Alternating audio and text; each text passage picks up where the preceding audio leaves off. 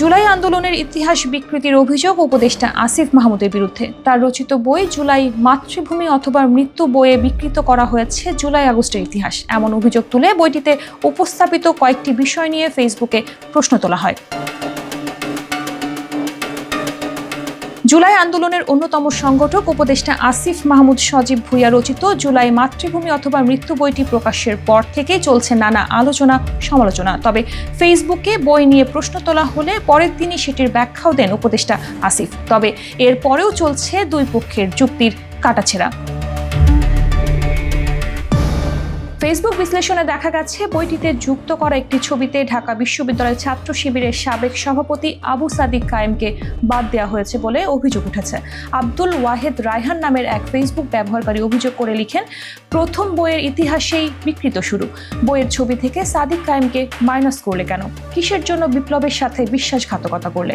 বায়েজিদ মাহমুদ নামক ব্যক্তি বলেন, উপদেষ্টা আসিফ ইতিহাস বিকৃত করতে ভুল তথ্য দিয়ে বই প্রকাশ ও শিবিরকে মাইনাস করার ব্যর্থ চেষ্টা করেছেন।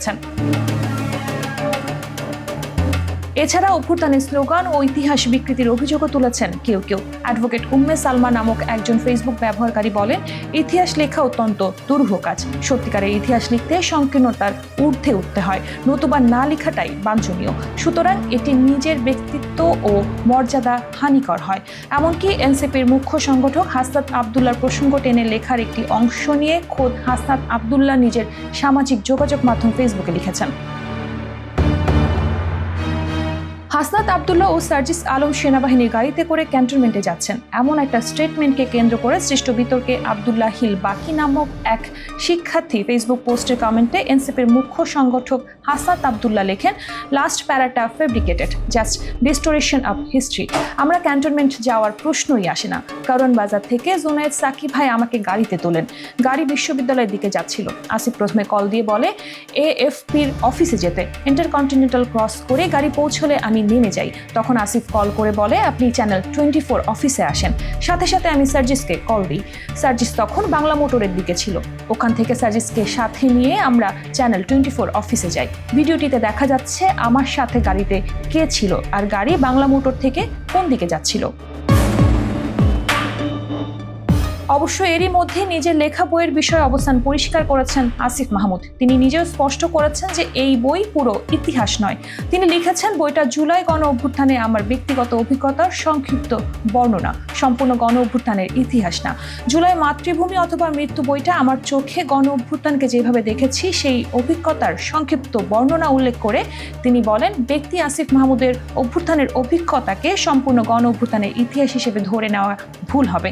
গণ অভ্যুত্থানের ইতিহাস তখনই পূর্ণতা পাবে যখন অন্তত আরো কয়েকশো জন তাদের অভিজ্ঞতা লিখবে।